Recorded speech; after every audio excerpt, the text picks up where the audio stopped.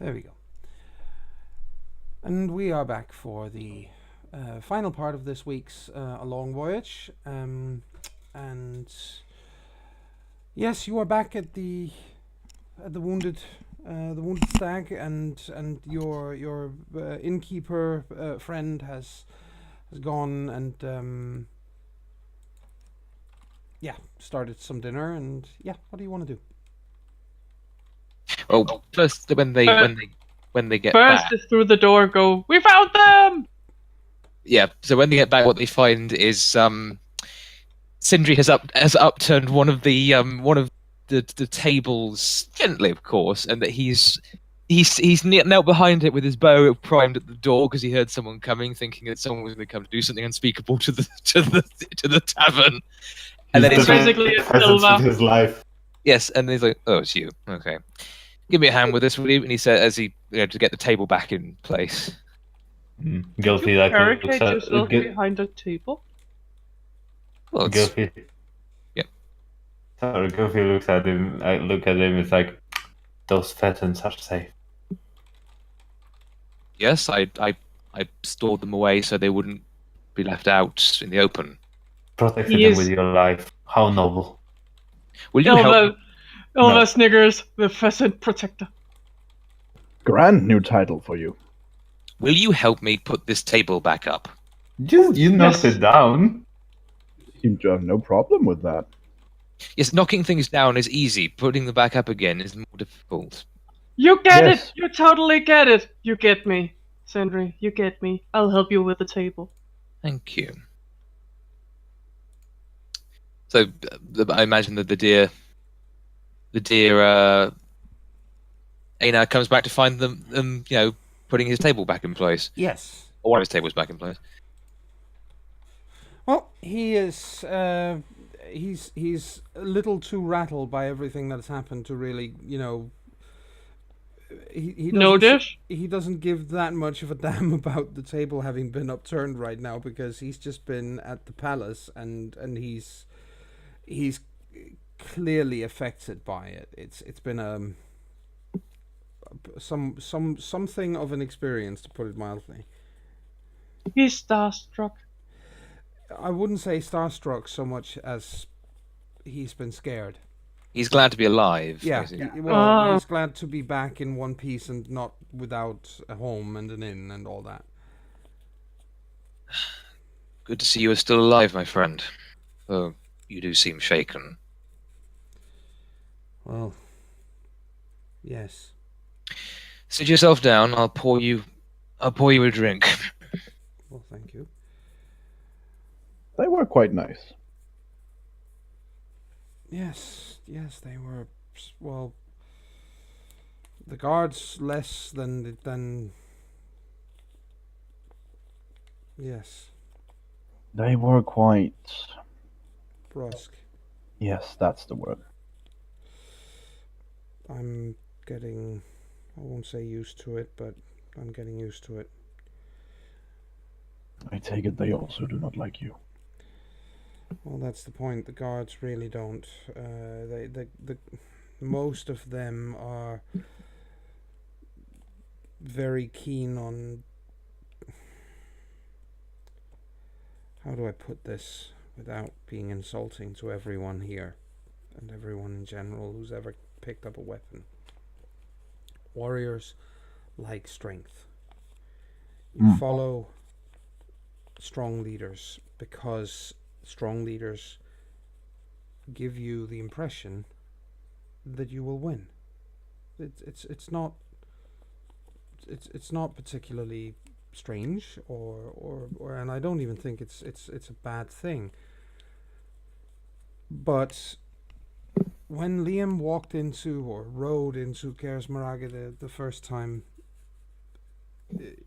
there were quite a lot of people who had never been on his side and who had never prayed to his powers and who had never, considered him their sword, who were suddenly convinced followers and ardent believers in his cause from one day to the next, because he was there in the flesh which gave people a very clear impression of his strength and, oh, look what he can do, and if he's strong enough to just walk into Caers Maragada despite this being a neutral city and there being this ancient rule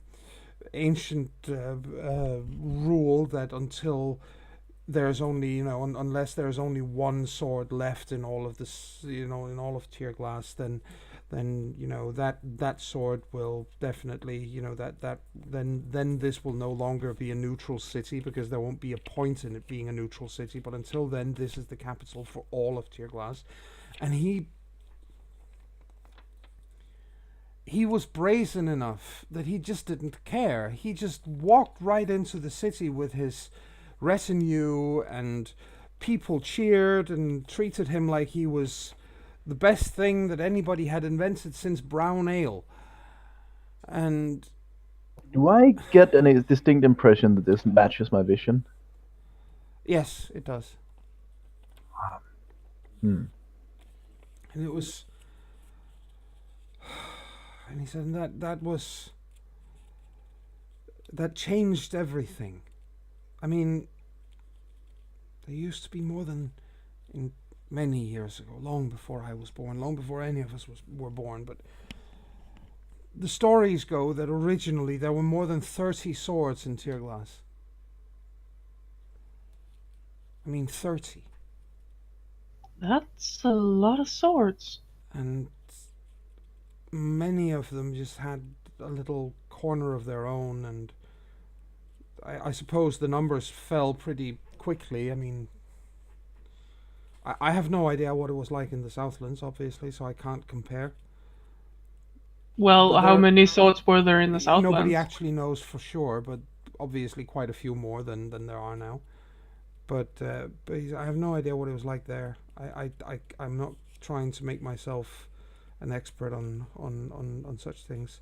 All I'm saying is, there's still a war going on in Tierglass. There's no decision on who is going to win. There all the swords that are still left standing in Tierglass could conceivably still win.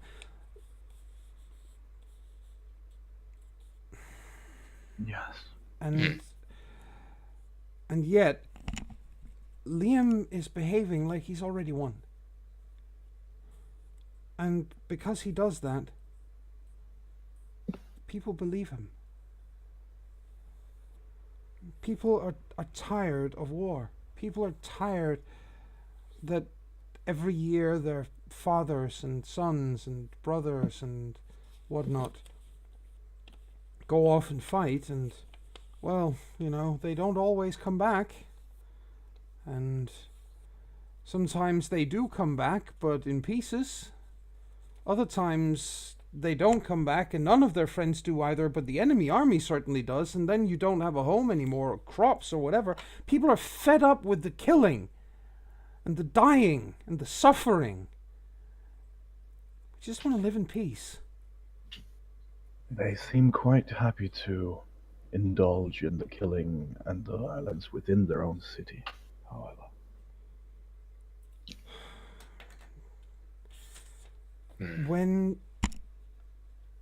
When you give people who, he says, and he sits down and he looks old and tired and desperate and afraid and sad, and it's a million emotions running over his face at the same time. He says, when you give small people with small minds and small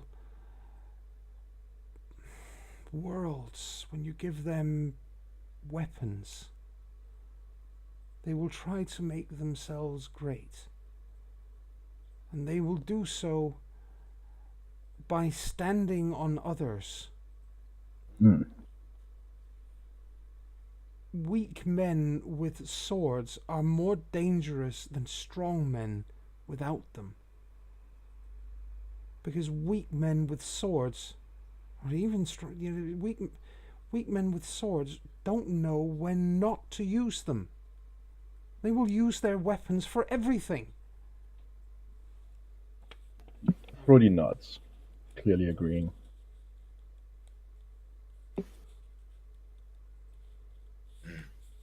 And in the end, he says, and just runs his head, his hand through his hair. And in the end, he says, we have families. We marry, we fall in love, we marry, we have children, we raise them. And all we do is feed them back into this endless charnel house where people just get killed. For what? For a promise of some kind that... Do you guys know what this promise that was allegedly made at the dawn of time was all about? I don't. I don't think it necessarily is a promise to us. No. But we are certainly the ones doing the fighting and the dying, aren't we? We've actually had this discussion before. As I see it, I don't think the powers mind letting us die the same way we don't mind letting a sheep die so we can eat it. We are on a whole different level. I guess. I guess then the swords would be our shepherds. Well, they seem to be most of the time. Right? Yes. And that's actually a good way of looking at it, he says. But would you prefer the kind of shepherd who will keep you safe and fight off the wolves? Or would you prefer the kind of shepherd who takes one look at you and says, oh, well, you're the runt, I'm going to leave you for the wolves to take, so I can save all the others? It's a poor shepherd who lets his flock die. Exactly. Well, welcome to Liam's world. Yeah, we've heard. I am glad Liam is not my son. Gangrior seems to do a much better job at leading her flock. She sounds like an honourable woman. Elvis smiles and with a satisfied bah, just picks up her hammer and starts maintaining it. Somewhere in some other universe, somewhere, a certain Welsh werewolf is yelling in rage. And doesn't Anyway. really know why, but then again, No. they But then- never really do. No. Sindri has been paying attention, obviously, and it's an important thing for Aina to talk about. And he says, forgive me for derailing this topic, but Please. what has inspired this bout of philosophy? Oh, well, Yari wanted some Southlanders to do some work for him. Is that why? You? And he looks at Aina and further. That why you weren't here when we got back? Yes. Obviously, he didn't want to speak with us once we said we were long races. You went to a representative of the leader of this nation, who offered you work, who offered you a chance to do something useful and enjoy his protection, and you turned him down. Well, he No. asked us what we were first, without any inclination on what he wanted. Okay, We played it safe. We didn't want to say, oh, no, we're not any of the gnome bands. I mean, I understand why you might have done that at first, but when it became clear that he had no particular... Then we would Side have to side. outright told him we had lied to his face. Well, we didn't meet him, but... Apparently, we talked to his younger brother. Right? Oh, She looks over at Aina. Yes. that's even better. You people! If I could speak the language! Sindri gets up and fumes. If you could speak the language, you would probably get yourself killed within a 10-day. 2 days. Not if I Not if I accepted the employment and the protection of a national leader. When you have that, laying low isn't as big a concern. A national leader in a city who is almost fully devoted to Liam. Even so, he is still our Reed, as I spoke with pronunciation. But yes, he is not a puppet. He has influence, I'm sure. And besides, if we help him, then Liam's influence on the city might weaken. I can't shake the feeling that we are letting a golden opportunity pass by, that we might be letting something that helps us with the visions and the prophecies we have been seeing pass us by. I don't know. I had a big. vision up there. Had nothing to do with him. I don't think it's happened yet. Maybe so, but surely being led there in the first place is an indication that we should have done something involving the place. Well, you're welcome to go back up there and say, "Hey, we lied." Haha. Sindri gives you a look and then says, "Tomorrow morning, Gilfie, you're coming with me back to the palace." Well, there is a good way of actually telling him the truth, so he'll believe us. Hmm. We still have our cloaks. He couldn't see who we were because we weren't wearing them. You're going to get us all killed, I think. But it might be fun nonetheless. Right? I am curious what he wanted to offer us. Same. But I started thinking, what would Sindri want? Well, he would hate if we went up there and started getting us killed, but apparently I was wrong. How long are we laying low here? When are we heading back? They said a few days, so I figured we get our clothes and leaves. Then we probably won't need to involve ourselves. I mean, we're laying low for a reason. Yeah. What do you think he wanted? I don't know, but I really want to know. Say we would know if we had made it clear that we were in a position where he could tell us. Well, we tried that. We told him we were on leave and were, strictly speaking, free for work. Yes, but not if you're still technically seen to be in allegiance with a sword that he might have designs against. We didn't know that.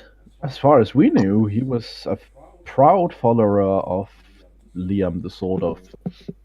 Sindri's fists are shaking. I thought the implication would have been obvious.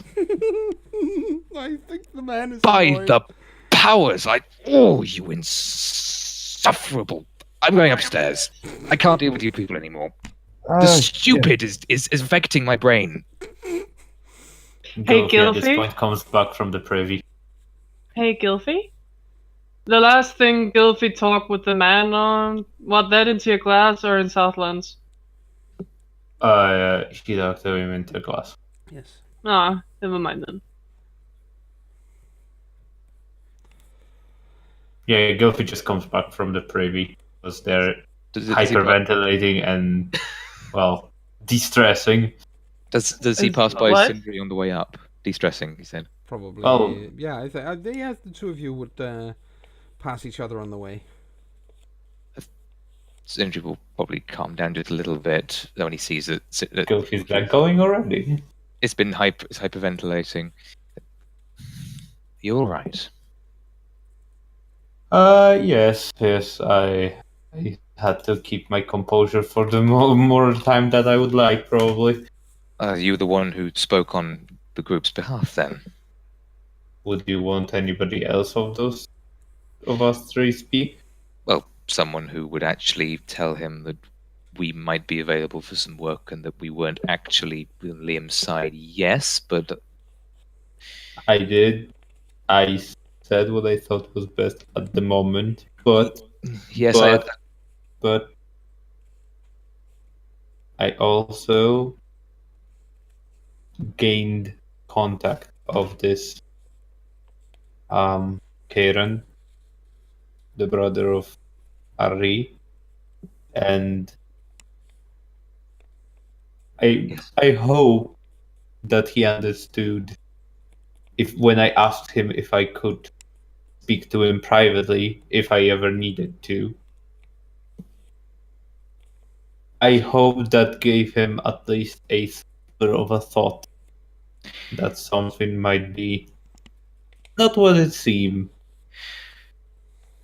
Maybe. Well, if you are planning on going, I assume the man is an intelligent fellow who wouldn't be probably in his position if he was. pray for his sake that he's a damn sight more intelligent at picking up hints than the rest of that lot back there are. Look, as you said, you did what you felt was best. That's fine. I don't agree with the decision that was made, but that's neither here nor there. I'm going to bed. Do what you will. You seem stressed. Gilfy pulls out. I got some aids, and I have a bit thing. You might try using it. It's a sleeping aid incense. What do I do with it? It's an incense.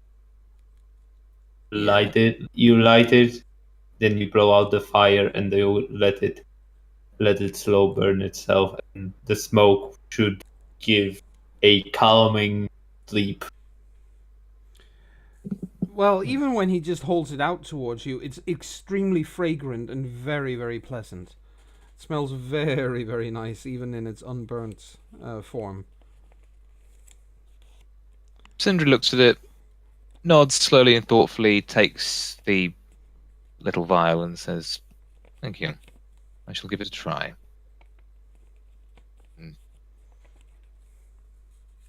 Yes. Cut to a few hours later where he's tripping balls. No. So you go and try to sleep. Right. So I love one thing I want to say about characters before we continue is that I swear the way that you said that, Brain, it sounded like you said that. So you were saying I have AIDS or something. Oh dear. But anyway, that's what I mean. Realize if Sindri isn't asleep by the time you head upstairs to bed and there's still smoke there, he'll look more relaxed than you've ever seen him in both your lives. I still don't think there's any upstairs. No, there's no upstairs. That's an out back. Yes, there's a building out. You go out the back, then you cross the backyard, and then there's a building there. If I insist that there's an upstairs enough, eventually the universe will conform to my reality. Nope. Oh, damn it! On here I thought I could be a mage. Okay, I'll be quiet now. So, but you go to get some rest. Am I right? Yep, get some rest, and I will try out this incense. Yes. I think as soon as he's out the door, Yes. Frody huffs. What's his problem? We did what we could with the information we had. It's Sindri. Oh, he That's seemed one thing more I've sour than learned. ever. That is true. I Maybe- wonder if his balls was in a twist. Who knows? Maybe he wasn't fond of being on pheasant duty. Well, he volunteered. We should get a taxidermied pheasant for him, like a trophy. Then he can guard it forever.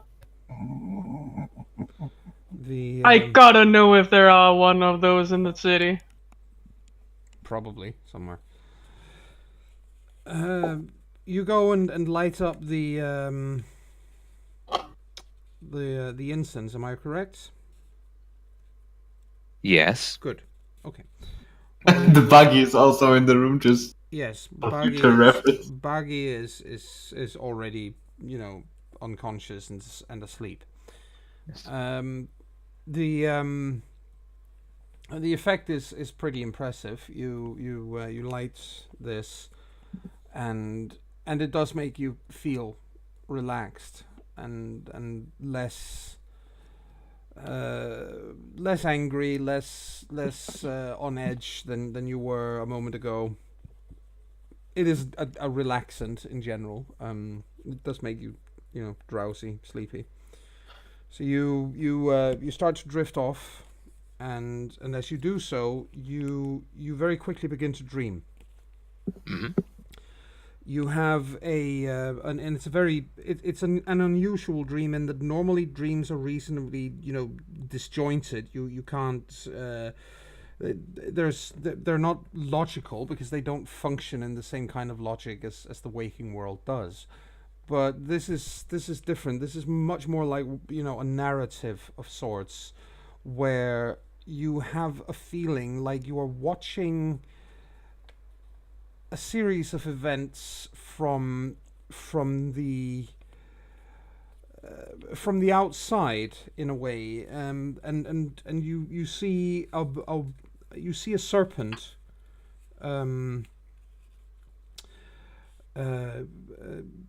you see a serpent in its lair, and then the serpent swims out from the lair and onto a lake, a large lake. But when it comes back home, the lair has been destroyed. So the serpent sails back out, or swims back out across the lake, and tries to find a new place to be. Ends up somewhere far away, different, where it sees several times over the course of this dream, it sees hints of a red raven, and very soon it begins to follow the red raven. And it follows the red raven not just from the first place it goes ashore, but it follows it across the lake to yet another new place, and another new place, and another new place. It keeps following in the footsteps of the raven. You don't know why it does so, but that's what it does. And eventually, of course, the dream fades, and you just fall into a very deep sleep, and you do sleep very well. That's the thing. You're very well rested when you come back around. Okay. I imagine that Sindri, in spite of the haziness of the dream, actually probably remembers the particulars of the dream. Yeah. You full complete recollection of the dream when you wake up. Which is quite strange. But, Yes. So while he goes to angry sleep, Yes. and then a nice sleep with weird dreams, Yes. Ilva is looking at her arrows. Do they still have the weird feathers? Yes, they do. She makes a thoughtful face. I don't have my bow yet, but I kind of want to practice. I'm not the best. I can show you some stuff.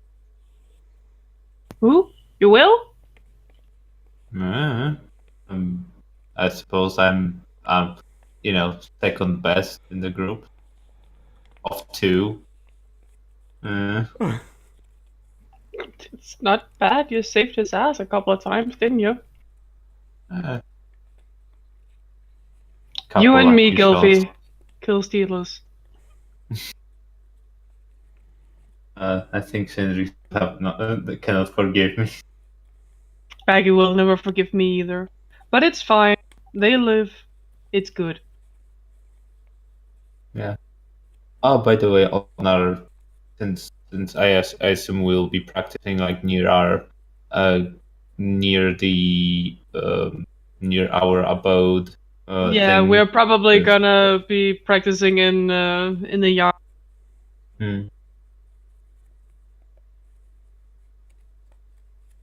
Just because shooting passerbys in the streets is a very bad idea. That's probably not going to do you any social favors. Yeah, No, it's probably like if it's if the place that we're staying is like a a log or wood thing, he would probably just hang some like not paint, but like scribble a target on a wall or something. Yes. And just not a problem. You can easily practice like that. I imagine the first time she tries this, she has the very iconic tongue out of the side of the mouth, concentration look. Yeah. And really tries, of course, she hurts her arms because bowstring and all that, and the arrow probably flies off into Yeah, both nowhere. Yeah, the arrow flies probably somewhere forward, but the both slaps you on the forearm really hard. Just because she's a klutz, the first arrow she fires doesn't actually fly anywhere; it just falls to the ground. Yeah. Haha! Oh.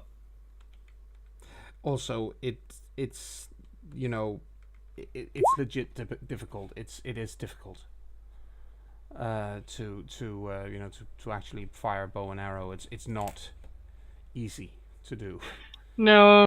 Probably also get the bows in the face because she lets go of the front part instead of the back part because she's an idiot sometimes. Yes. And gets a very, very, very red wrist. Yeah. Let's see how good of a teacher is Gilf.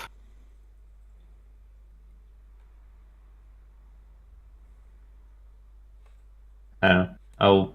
Can I roll teaching to see how good he performs in this teaching role? Certainly. Yes, absolutely. Please don't. Woohoo! I'm about to say, please don't fail horribly. He He just did not. If he failed, he just No, doesn't pay he's- attention. He's doing. He's quite good well. at it. He's doing quite well. He just remembers. I think she even manages to hold this fucking bow without hurting herself. Yes. Legs to the side, shoulders back, like pull your forearm back, or you will slap the thing. Slap your forearm. When you release a string, pull your fingers on your neck. Don't bounce them. The other will go flying. It's just he basically repeats a lot of stuff that Sindri told him when he was teaching him how to shoot the bow. Yes. I think after a long while she'll come back inside when it's too dark to actually train. Look at the others with a somewhat defeated look on her face and says, "Now I know why they gave me a mace. Much simpler." Kofi would probably just pop his head into the on their way back. Just pop his head into the their sleeping place, just to see if Sindri is okay, because he didn't try the instance himself, and he would just hey. You'll find him asleep with a. Yeah, if you just find pulse. yeah, What? if you just find him asleep, it's With fine. a smile on his face, he looks peaceful. Run! I'm about to say that's the thing. He does look very relaxed. Yeah. You should check his pulse, just to be sure. No, I know you probably see the chest going up Oh, and yeah, down. yeah, And he's just sleeping. I think I've gotten quite convinced that Sindri, if it happens, he will probably die frowning. If he's looking relaxed when he's dead, that will be. Yeah. Yeah. He would probably just if he sees relaxed, he sees Sindri just sleep like a baby. He's quietly going out, getting advice look at this. Ilva looks in first, casually with a I've seen sleeping men. she looks in with the first I've seen sleeping men. It's not pretty. And then she stops herself and looks back. Oh my god! Rushes off and gets frothy. I imagine she finds him again attempting to scrimshaw and it's like, what? What is it? You gotta see this. You gotta see this. Come on! It's amazing. Okay. He follows. Shh. And points at a very relaxed Sindri just sleeping peacefully. We should get some charcoal or something and draw on his face. He's smiling in his sleep. This is so weird. I almost didn't recognize him. So is Baggy. What the hell is happening? It's a good What point. did you do to them? I mean, that's such a good point. I mean, the incense will still be burning, so you're getting a lung full of it. As if it's still burning and they're actually breathing it in, Ilva will stop for a little moment and go, "I feel kind of woozy." it's the very end of it, but yes, it does make you feel sort of, whoa, wow, ooh, whoa. I think I'll go back to doing my thing. Yeah. Gilfy's like wiggling the next incense stick in his fingers. I might have given him something to help him sleep. What is Please that? do that more often. I have a limited supply. Oh. Well, Yeah. I'm gonna go find Aina. I need a bath. Oh, good idea. And then she stalks off a little. She looks a little drunk the first couple of steps. Then her head clears and she walks normally. Yes. And probably Gilfy would sit down with Frody. Oh, you haven't played with me? Or game of Sorry? Taffel? Oh, you want to play? Hmm. Sure. Well, we haven't played yet, so Oh, a new challenger. Ooh. Well, let's see what you can do. Do you want to be attack or defense? I think I will be okay with defending. I shall fight you. This is where we find out Gilfy has a skill of 18 in games. Yeesh. Just 13. Well, I'm one higher than you, then only. Okay, Let's see well, what that should be an hell interesting challenge. Let's get the dice roll, and then Whoa! we can finish up on that for today. And Gilfy would use his luck just to Yeah, of course. 2, 3.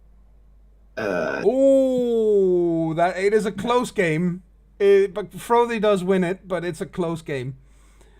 It's probably one of the better games you've had in a while. You don't get his king piece until it's literally one step away from escaping the board. Frody is smiling widely. It's like, we must play again. Yeah. And Ilva has stalked off to get a bath, Yes. pestering the Aina until he gives in and helps her get a bath. You don't have to pester him for very long. He's quite happy to, be accommodating. So, yes, we will finish tonight's session on that note. And I rather Danish it. we shall rejoin you here in 2 weeks because, as I mentioned last week, there will not be the Long Voyage next week, since I will not be at home in order to run the game. So 2 weeks from now, we shall be back with more of this campaign of ours, and yeah. Until then, 3 XP for each of you, and well, bye. Bye. Bye, guys. Bye.